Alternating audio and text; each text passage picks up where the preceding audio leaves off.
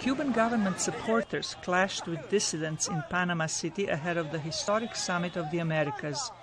The two groups got into a fistfight outside the Cuban embassy and outside an international forum.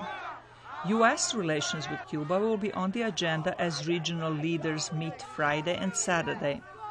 President Obama discussed the issue with Caribbean leaders during a stop in Jamaica's capital, Kingston.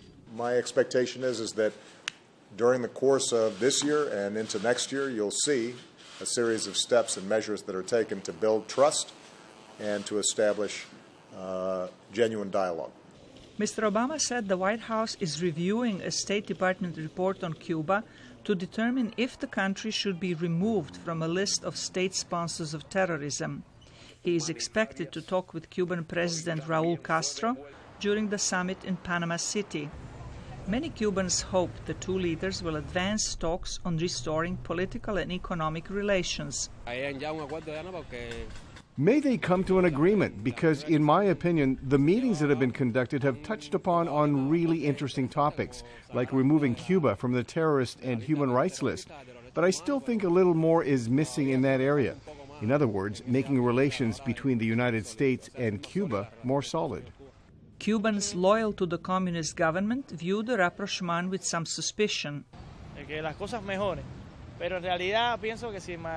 It will be very difficult to have a relationship with a person or a country that accuses you and has an illegal base in Guantanamo, which accuses you of being a terrorist country, which does not lift the blockade and does not allow Americans to come to Cuba.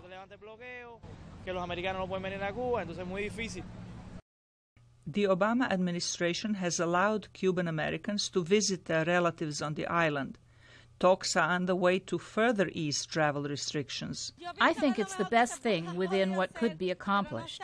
But nevertheless, it's good that it happens so that the Cuban people can become more independent and can have relationships with the American people, because we have relatives here and relatives there.